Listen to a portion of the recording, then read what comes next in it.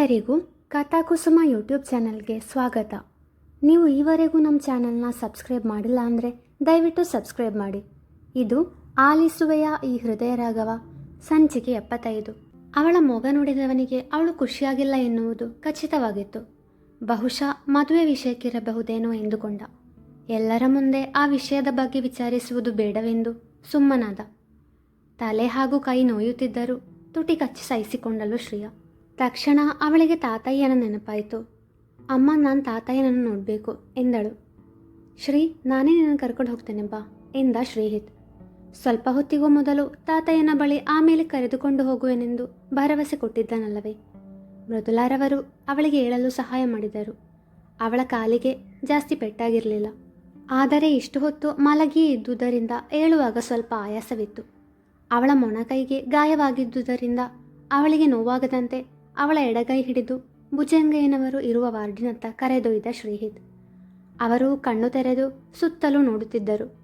ಮುಖದಲ್ಲಿ ಅದಾಗಲೇ ಇದ್ದ ನೆರಿಗೆಗಳು ಇನ್ನೂ ಹೆಚ್ಚಾದಂತೆ ಅನಿಸಿತು. ವಾರ್ಧಕ್ಯದಲ್ಲೂ ಸಾತ್ವಿಕ ಕಳೆ ಎದ್ದು ಕಾಣುತ್ತಿದ್ದ ಮುಖ ಅವರದು. ಆದರೆ ಈಗ ಆಯಾಸದಿಂದ ಬಳಲಿ ಕಳೆಗುಂದಿತ್ತು. ಅವರನ್ನು ನೋಡಿದವಳ ದುಃಖದ ಕಟ್ಟೆ ಒಡೆದಿತ್ತು. ಸದ್ದಿಲ್ಲದೆ ಕಣ್ಣೀರು ಕೆನ್ನೆಸೋಕಿತು.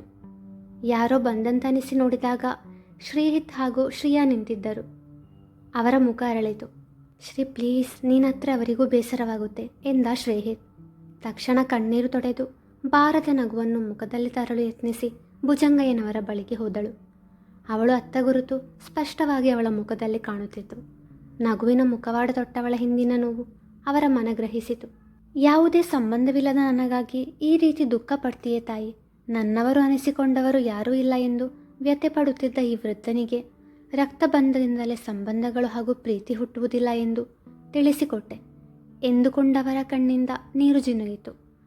ಅವರ ಕಣ್ಣೀರೊರೆಸಿದವಳು, ತಾತಯ್ಯ, ಯಾಕೆ ಅಳ್ತಾ ಇದ್ದೀರಾ? ನೋವಾಗ್ತಿದೆಯಾ ಎಂದು ಕೇಳಿದವಳಿಗೆ ಇಲ್ಲ ಎಂದು ಮೇಲುದನಿಯಲ್ಲಿ ಉತ್ತರಿಸಿದರು. ನಿಮಗೆ ಹುಷಾರಿಲ್ಲ ಅಂದರೆ ಮೊದಲೇ ಹಿತ್ಗೆ ಹೇಳಬೇಕಿತ್ತು ತಾನೇ. ಯಾವುದೋ ವಿಷಯವನ್ನು ಮನಸ್ಸಲ್ಲಿಟ್ಕೊಂಡು ಕೊರಗ್ತಾ ಇದ್ದೀರಾ, ಅದಕ್ಕೆ ಹೀಗಾಗಿದೆ ಅನಿಸುತ್ತೆ ಎಂದು ತನ್ನ ಅನುಮಾನವನ್ನು ಹೊರಹಾಕಿದಳು. ಹಾಗೇನಿಲ್ಲ ಕಣಮ್ಮ, ವಯಸ್ಸಾಯ್ತಲ್ವಾ, ಇನ್ನು ಹೀಗೆ ಏನಾದರೂ ಒಂದು ಆರೋಗ್ಯ ಸಮಸ್ಯೆ ಕಾಡುತ್ತಾ ಇರುತ್ತದೆ ಎಂದು ನೋವಿನ ನಡುವೆಯೂ ನಗು ಬೀರಿದರು. ತಾತಯ್ಯ, ನಿಮಗೇನೂ ಆಗಲ್ಲ, ಆದರೆ ದಯವಿಟ್ಟು ಏನು ಸಮಸ್ಯೆ ಇದ್ದರೂ ನಮ್ಮ ಹತ್ರ ಹೇಳ್ಕೊಳ್ಳಿ ಆಯಿತಾ? ಸರಿ ಕಣಮ್ಮ. ನಿನ್ನ ಹಣೆಯಲ್ಲಿ ಈ ಗಾಯ ಎಂದು ಗಾಬರಿಯಿಂದ ಕೇಳಿದವರಿಗೆ ಅದು ಏನಿಲ್ಲ ತಾತಯ್ಯ, ಸ್ಕೂಟಿಯಿಂದ ಬ್ಯಾಲೆನ್ಸ್ ತಪ್ಪಿ ಬಿದ್ದುಬಿಟ್ಟೆ ಎಂದಳು. ಗಾಡಿ ಓಡಿಸುವಾಗ ಹುಷಾರು ಕಣಮ್ಮ ಎಂದರು. ಸರಿ ಶ್ರೀ, ತಾತಯ್ಯನಿಗೆ ರೆಸ್ಟ್ ಬೇಕು, ಬಾ ನಾವು ಹೋಗುವ ಎಂದ ಶ್ರೀಹಿತ್ನ ಮಾತಿಗೆ ತಲೆ ಆಡಿಸಿದವಳು ಅವನ ಜೊತೆ ಹೆಜ್ಜೆ ಹಾಕಿದಳು. ಮುರಳಿಯವರು ಮೃದುಲಾರವರಿಗೆ ಕರೆ ಮಾಡಿ, ಯಾಕಿನ್ನೂ ಮನೆಗೆ ಬಂದಿಲ್ಲ, ಏನಾದರೂ ತೊಂದರೆನಾ ಎಂದು ಕೇಳಿದಾಗ ಏನು ಉತ್ತರಿಸಬೇಕೆಂದು ತೋಚದೆ ಮಗಳ ಮುಖ ನೋಡಿದರು. ಮೊಬೈಲ್ ಸ್ಪೀಕರಿಗೆ ಹಾಕಲು ಸನ್ನೆ ಮಾಡಿ ಹೇಳಿದವಳು, ಅಪ್ಪ, ಅದು ತಾತಯ್ಯನಿಗೆ ಸ್ವಲ್ಪ ಹುಷಾರಿಲ್ಲ, ಅವರನ್ನು ನೋಡ್ಕೊಂಡು ಹೋಗೋಣ ಅಂತ ಆಸ್ಪತ್ರೆಗೆ ಬಂದಿದ್ದೇವೆ. ಇನ್ನು ಸ್ವಲ್ಪ ಹೊತ್ತಲ್ಲಿ ಮನೆಗೆ ಬರ್ತೀವಿ, ನೀವು ಟೆನ್ಷನ್ ಮಾಡ್ಕೋಬೇಡಿ ಎಂದು ಸಂತೈಸಿದಳು. ಹೌದಾ, ಸರಿ ಪುಟ, ಈಗ ಅವರು ಹೇಗಿದ್ದಾರೆ ಎಂದು ಕಾಳಜಿಯಿಂದ ಕೇಳಿದರು ಮುರಳಿಯವರು. ಸುಧಾರಿಸಿಕೊಳ್ತಾ ಇದ್ದಾರಪ್ಪ, ಮೈಲ್ಡ್ ಹಾರ್ಟ್ ಅಟ್ಯಾಕ್ ಆಗಿತ್ತು, ಸ್ವಲ್ಪ ದಿನ ರೆಸ್ಟ್ ತಗೋಬೇಕು ಅಂತ ಹೇಳಿದ್ದಾರೆ ಡಾಕ್ಟರ್.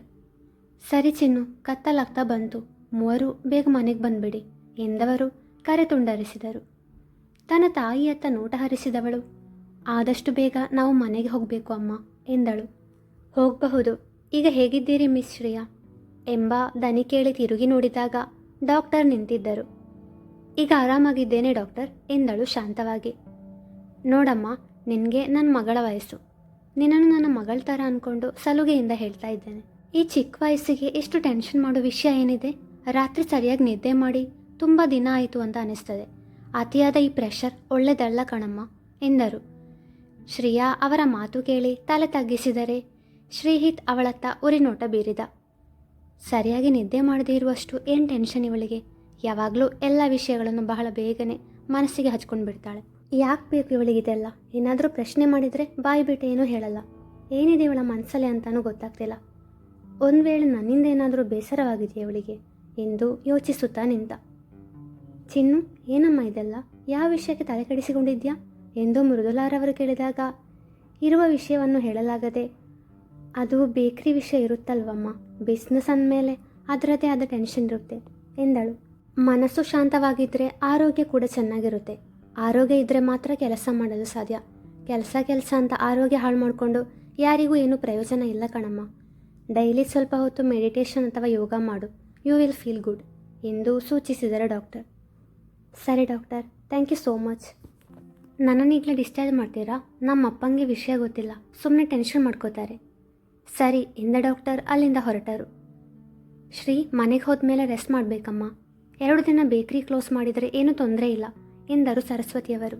ಅದು ಅತ್ತೆ, ರೆಗ್ಯುಲರ್ ಕಸ್ಟಮರ್ಸ್ಗೆ ತೊಂದರೆ ಆಗುತ್ತೆ. ಅಷ್ಟೇ ಅಲ್ಲ, ನಾಳೆಗೆ 2 ಕೇಕ್ ಡೆಲಿವರಿ ಮಾಡಬೇಕು. ಹೇಳಿದ ಸಮಯಕ್ಕೆ ಕೊಡದಿದ್ದರೆ ಅವರಿಗೂ ತೊಂದರೆ ಆಗುತ್ತೆ ಅಲ್ವಾ?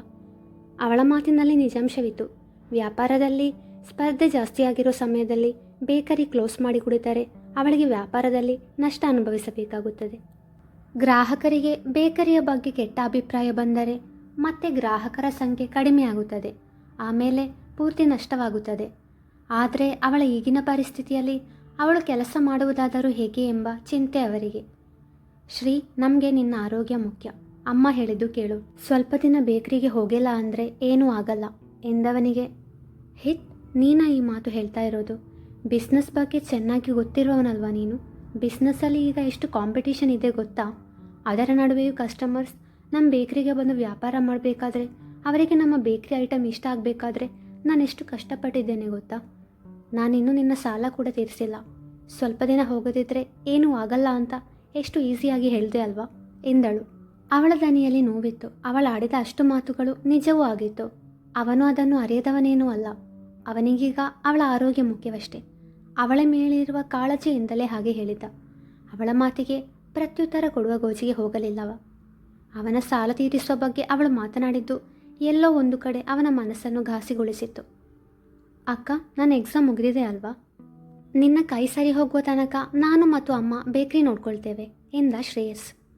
ಹೌದು ಚಿನ್ನು, ನಾವಿಬ್ಬರು ನೋಡ್ಕೊಳ್ತೇವೆ ಎಂದರು ಮೃದುಲಾರವರು. ಅದು ಅಮ್ಮ, ನಿನಗೆ ಸ್ಕೂಲ್ ಎಂದು ಕೇಳಿದಾಗ, ನಾಳೆ ಒಂದಿನ ನಾನು ಸ್ಕೂಲ್ಗೆ ಹೋಗಲೇಬೇಕಾಗ್ತದೆ. ಆಮೇಲೆ ನಮ್ಮ ಸ್ಕೂಲಿಗೂ ರಜಾ. ಸೊ ನಾನು ಫ್ರೀ ಇದ್ದೇನೆ.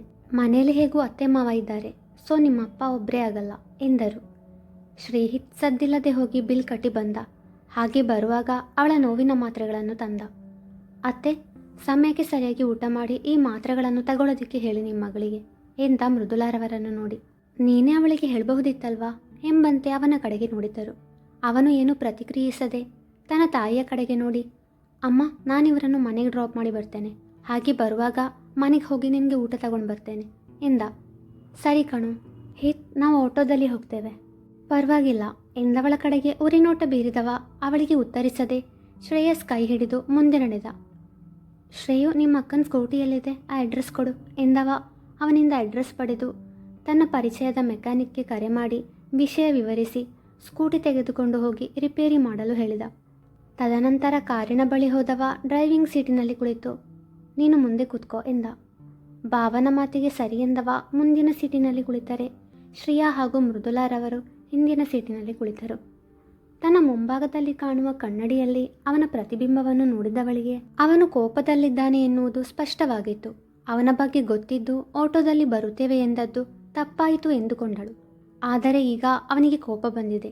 ಇನ್ಮುಂದೆ ಅವನ ಜೊತೆ ಮಾತನಾಡುವಾಗ ಎಚ್ಚರ ವಹಿಸಬೇಕು. ಅವನ ಮನಸ್ಸಿಗೆ ನೋವಾಗುವ ಹಾಗೆ ಮಾತನಾಡಬಾರದು ಎಂದು ಮನದಲ್ಲೇ ನಿರ್ಧರಿಸಿದಳು. ಅಳಿಯನ ಕೋಪ ಕರಗಿಸುವ ಸಲುವಾಗಿ, ಹಿತ್, ನಿನಗೆ ತೊಂದರೆ ಆಗುವುದಿಲ್ಲವೆಂದರೆ ನಾಳೆ ಬೆಳಗ್ಗೆ ಇವರಿಬ್ಬರನ್ನು ಬೇಕರಿಗೆ ಡ್ರಾಪ್ ಮಾಡಲು ಬರುವೆಯಾ ಎಂದು ಕೇಳಿದರು. ಅವರ ಮಾತಿಗೆ ಹಾಂ ಎಂದವ. ಆದರೆ ನಿಮ್ಮ ಮಗಳಿಗೆ ಇದೆಲ್ಲ ಇಷ್ಟ ಆಗುತ್ತೋ ಗೊತ್ತಿಲ್ಲ ಅತ್ತೆ ಎಂದು ಕನ್ನಡಿಯಲ್ಲಿ ತನ್ನವಳ ಮುಖವನ್ನು ಗಮನಿಸಿದ. ನನಗೇನು ಪ್ರಾಬ್ಲಮ್ ಇಲ್ಲ, ನೀನು ಬಂದು ನಮ್ಮನ್ನು ಕರ್ಕೊಂಡು ಹೋಗು ಎಂದಳು ಶ್ರೇಯಾ ಮುಗುಳ್ನಗೆ ಬೀರುತ್ತಾ. ಅವನ ಕೋಪ ತಣ್ಣಗಾದರೂ ಅದನ್ನು ತೋರಗೊಡದೆ ಸರಿ ಎಂದ ಗಂಭೀರವಾಗಿ. ಸದ್ಯ ಎಲ್ಲಿವಳು ಮತ್ತೆ ಬರಬೇಡ ಎಂದು ಹೇಳುತ್ತಾಳೋ ಅಂತ ಹೆದರಿದೆ ಎಂದು ಮನದಲ್ಲೇ ಅಂದುಕೊಂಡ ಮೃದುಲಾರವರು ನಿಟ್ಟುಸಿರು ಬಿಟ್ಟರು. ಮುಂದುವರೆಯುವುದು.